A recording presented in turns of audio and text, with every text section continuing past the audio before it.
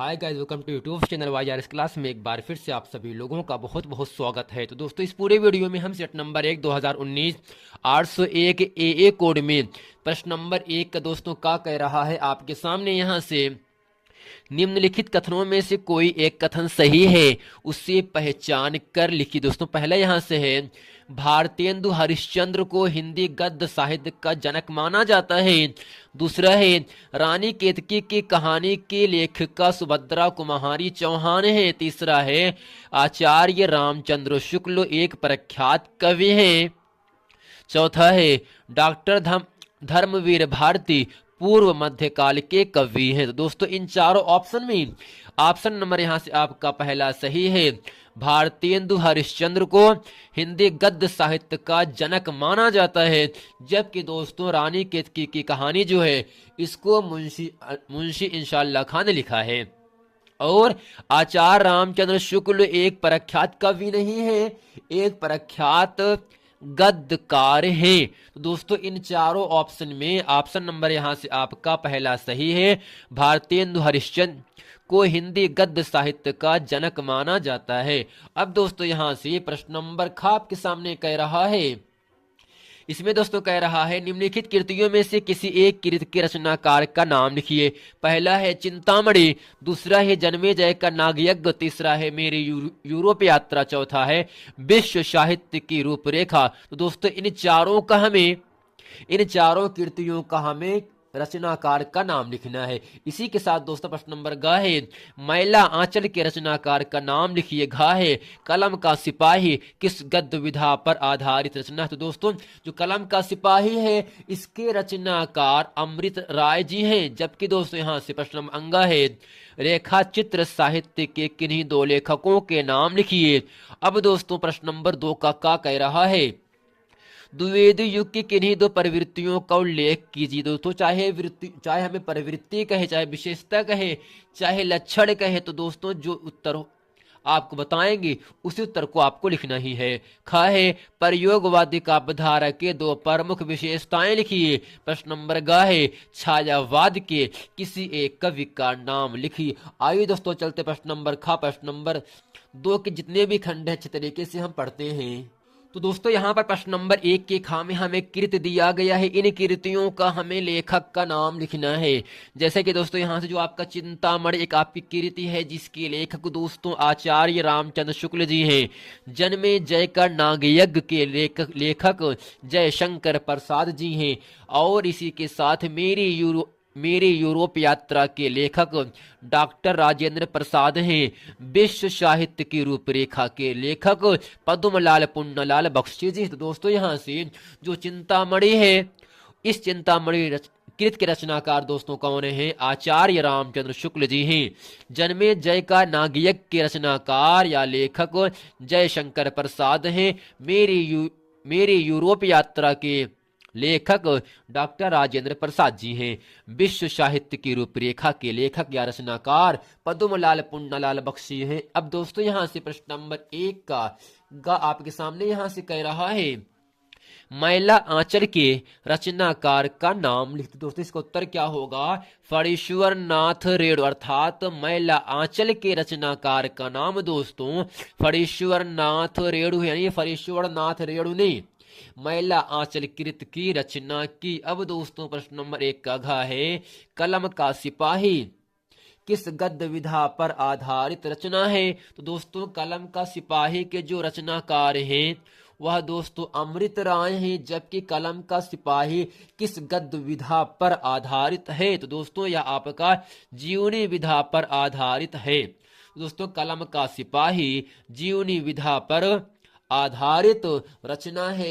इसी के साथ दोस्तों अब यहां से प्रश्न नंबर 1 का अंग आपके सामने कह रहा है, रेखा चित्र साहित्य के किन्हीं दो लेखकों के नाम लिखिए। रेखा चित्र साहित्य के किन्हीं दो लेखकों के दोस्तों आपको नाम लिखना है। पहला क्या होगा यहाँ से? महादेवी वर्मा, दूसरा है राम वृक्ष बेनीपुरी। तो दोस्तों, महादेवी वर्मा और राम वृक्ष बेनीपुरी ये दो ऐसे लेखक हैं जो कि रेखा साहित्य के लेखक हैं। अब दोस्तों प्रश्न नंबर 2 का आपके सामने यहाँ से कह रहा है, द्विवेद युग की किन्हीं दो प्रवृत्तियों या विशेषताओं का उल्लेख कीजिए।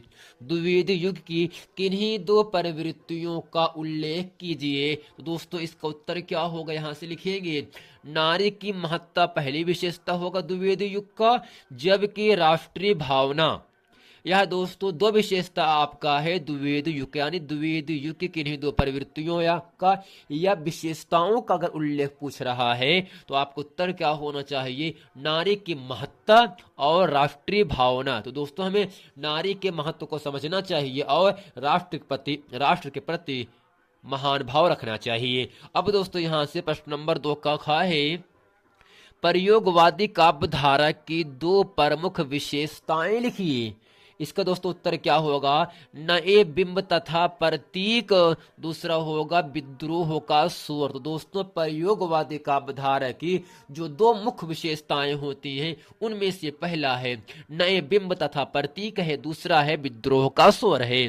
प्रश्न नंबर दोस्तों 2 का गा कह रहा है, छायावाद के किसी एक कवि का नाम लिखिए। छायावाद के किसी एक कवि का नाम लिखिए। तो दोस्तों इसका उत्तर क्या होगा, छायावाद के कवि जयशंकर प्रसाद जी हैं। जयशंकर प्रसाद जी दोस्तों इन्होंने जन्मे जय का नाग्य की रचना भी की थी। अब दोस्तों चलते हैं यहां से आपको लेकर प्रश्न नंबर 6 में। तो दोस्तों यहाँ प्रश्न नंबर 5 में कहा है, निम्नलिखित लेखकों में से किसी एक लेखक का जीवन परिचय दीजिए और उनकी एक रचना का नाम लिखिए। पहला यहाँ से जयशंकर प्रसाद, दूसरा है जयप्रकाश भारती, तीसरा है आचार्य रामचंद्र शुक्ल। तो दोस्तों आशा करते हैं जीवन परिचय अच्छे तरीके से आप लोगों को याद हो गए होंगे। अब दोस्तों खा है, निम्नलिखित कवियों में से किसी एक कवि का जीवन परिचय दीजिए तथा उनकी एक रचना का नाम। तो दोस्तों यहाँ से पहला क्या होगा, सूरदास, दूसरा है सुमित्रा नंदन पंत, तीसरा है सुभद्रा कुमारी चौहान। तो दोस्तों प्रश्न नंबर 5 का में दोस्तों हमें गद्य में से एक जीवन परिचय लिखना पड़े जो कि आपको 3 नंबर के लिए होगा, और इसी के साथ कवि का दोस्तों हमें एक जीवन परिचय लिखना है जो कि आपको 3 नंबर की प्राप्ति होगी। तो दोस्तों आशा करते हैं गद्य और पद्य के जो आपके जीवन परिचय हैं इसको अच्छे तरीके से आप लोग याद कर लिए होंगे। अब दोस्तों यहाँ से प्रश्न नंबर 6 आपके सामने कह रहा है, इसमें है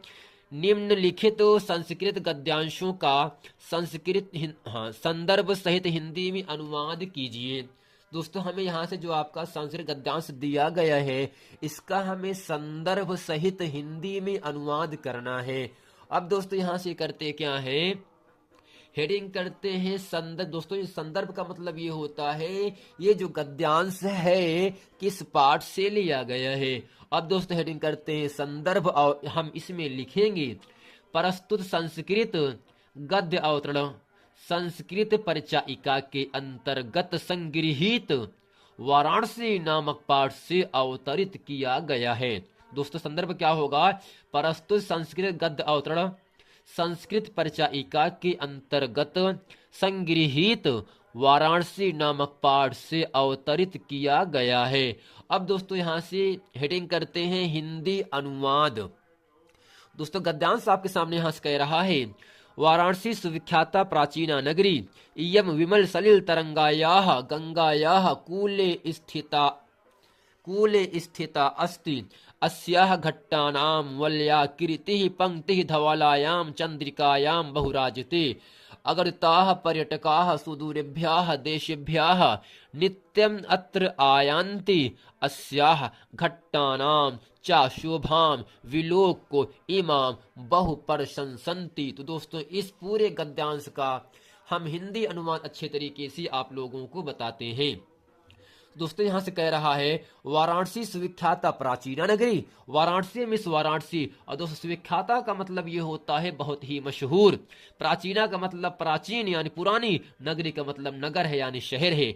वाराणसी सुविख्याता प्राचीना नगरी, वाराणसी एक सुप्रसिद्ध प्राचीन नगर है। इयम विमल सलिल तरंगायाः गंगाया कूले स्थिता, इयम माने यह, विमल सलिल तरंगाया का मतलब दोस्तों होता है निर्मल जल की लहरों वाली या निर्मल जल की तरंगों वाली। गंगायाः माने होता है गंगा, कूले माने किनारे, स्थिता माने स्थित है। इयम विमल सलिल तरंगायाः गंगायाः कूले स्थिता, यह स्वच्छ जल के निर्मल तरंगों वाली, निर्मल लहरों वाली गंगा के किनारे, कूले माने किनारों पर, स्थिता मान स्थित है। यह स्वच्छ जल के निर्मल तरंगों वाली गंगा के किनारे पर स्थित है।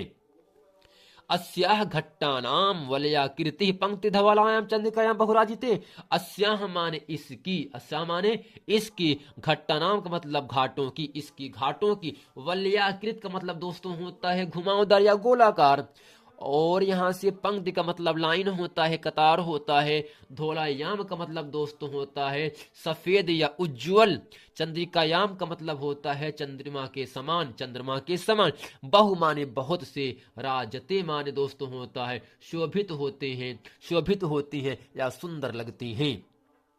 अस्याह घट्टानाम वलयाकृति पंक्ति धवलायाम चंद्रिकायाम बहुराजिते। इसकी घाटी, इसकी घाटी या इसकी घाटी गोलाकार पंक्ति में स्वच्छ चंद्रमा के प्रकाश में अत्यंत ही सुंदर लगते हैं, अत्यंत ही शोभायमान लगते हैं। इसकी घाटी घुमावदार पंक्ति में या गोलाकार पंक्ति में स्वच्छ चंद्रमा के प्रकाश में अत्यंत ही सुंदर लगते हैं। अब दोस्तों यहां से कह रहा है अगरताः पर्यटकाः सुदूरभ्यः देशेभ्यः नित्यम अत्र आयन्ति। अगरता का मतलब ये होता है जिसकी गणना ना की जा सके। फिर यहां से लिखा है पर्यटका का मतलब दोस्तों होता है जो सैर जाने, जो घूमने वाले लोग होते हैं उसे कहते हैं पर्यटक। सुदूरभ्या का मतलब दूर दूर, देशभ्या का मतलब देशों से, नित्यम का मतलब सदैव, अत्र माने यहाँ, आयांति माने आते हैं।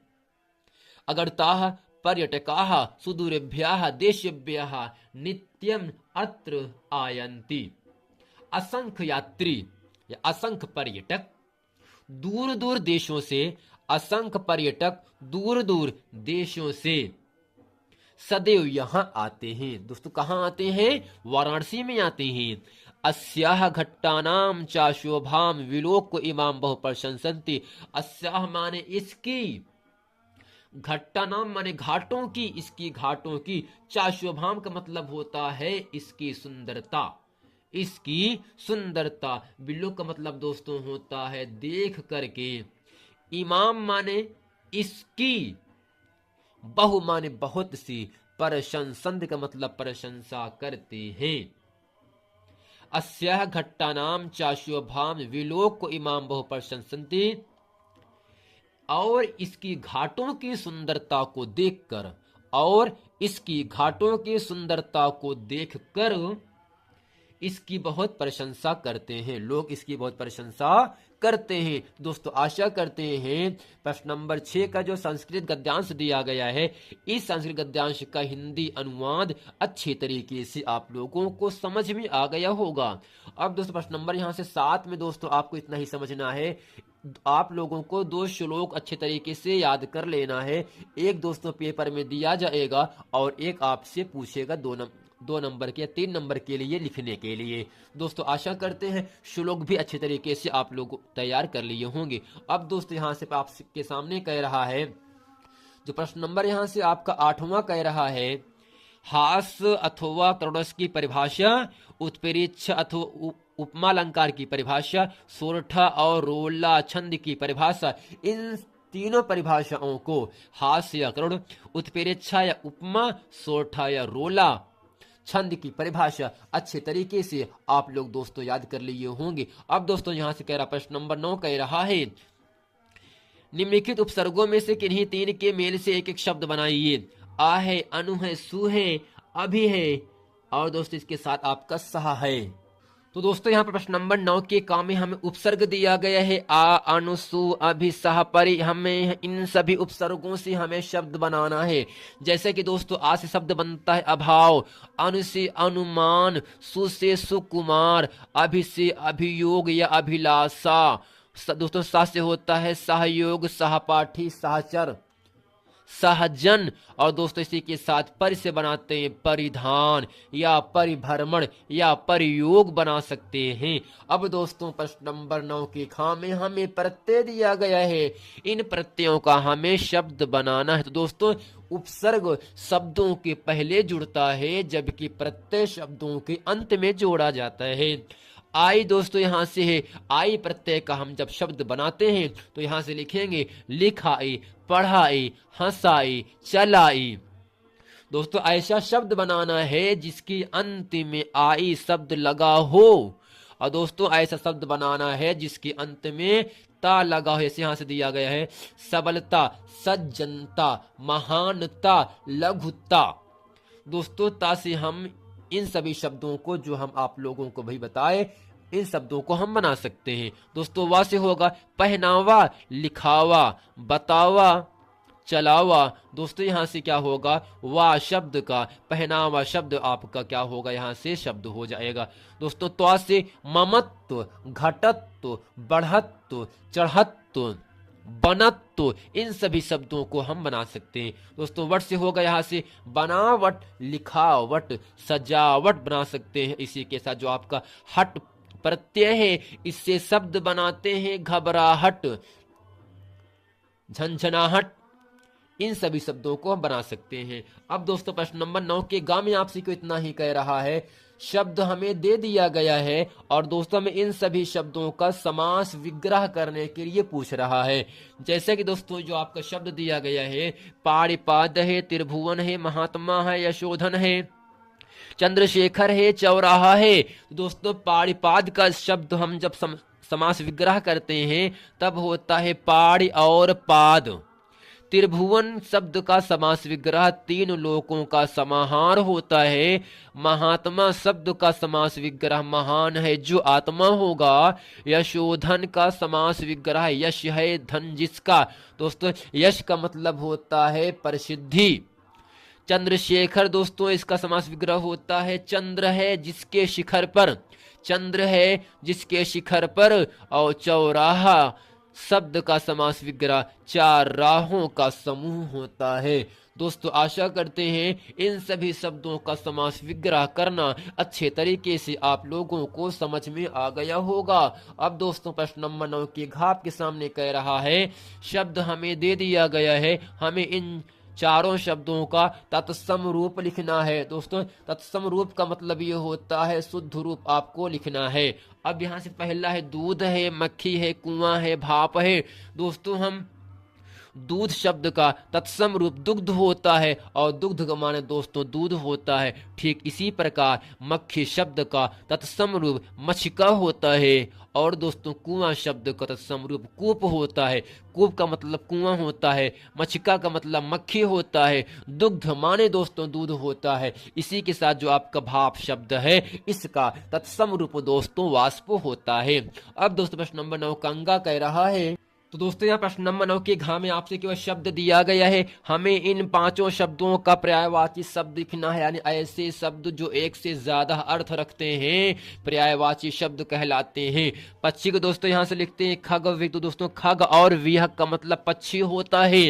आंख का दोस्तों मतलब होता है नेत्र, यानी आंख को हम नेत्र, लोचन, नयन, दीर्घ, चक्ष के नाम से हम बोल सकते हैं। आकाश का जो पर्यायवाची शब्द होता है नभ, गगन, व्योम, अंबर, अंतरिक्ष। नभ, गगन, व्योम, अंबर, अंतरिक्ष, खग, विहग, विहंग। इन सभी जो शब्द होते हैं दोस्तों या सब पक्षी शब्द का पर्यायवाची शब्द होता है नेत्र, लोचन, नयन, दीर्घ, चक्षु। यह सब दोस्तों आंख शब्द का पर्यायवाची शब्द होगा। और दोस्तों यहां से अगला है जननी का मतलब दोस्तों होता है माँ जो जन्म देती है। तो दोस्तों जननी शब्द का जो पर्यायवाची शब्द होता है माँ अम्बे होता है। और दोस्तों यहां से गज, दोस्तों गज का मतलब हिंदी में हाथी होता है।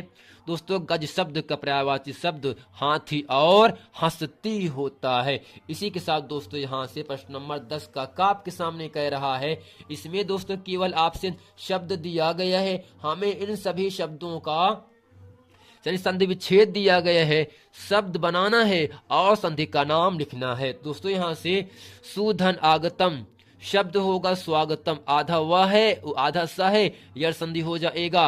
अगर अधूरा शब्द आएगा यड़ संधि होगा। अगर ऊपर अ या औ की मात्रा लगाया गया होगा तब दोस्तों आपका वृद्धि संधि होता है। दोस्तों वृद्धि का मतलब बड़ा होता है। और यहाँ से गुरुधन आदेशः, गुरुवादेशः, यहाँ पर दोस्तों आपका उड़ौरा का मतलब आधारा आ रहा है, इसीलिए जो आपका गुरुवादेशः है यह भी एक आपका यड़ संधि हो जाएगा।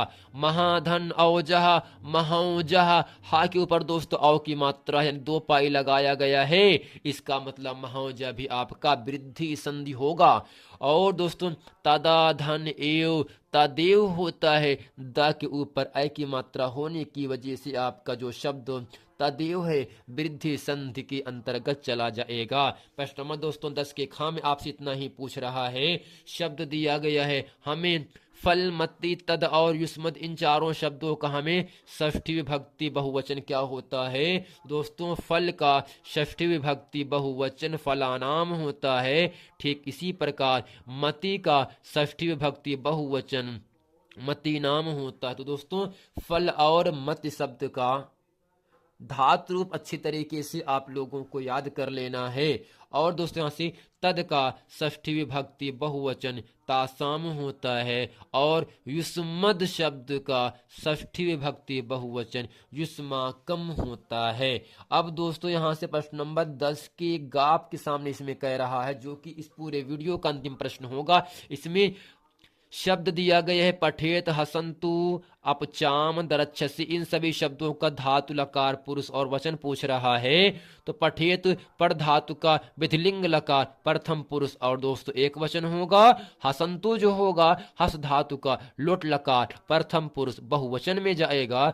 और यहाँ से अपचाम दोस्तों पच धातु का लट लकार उत्तम पुरुष बहुवचन और दरच्छसी दृश्य धातु का लिट लकार मध्यम पुरुष एक वचन में जाएगा। अब दोस्तों इसके साथ जो आपका प्रश्न नंबर 11 रहेगा, इसमें दोस्तों केवल आपके 9 नंबर के लिए निबंध लिखने के लिए आता है।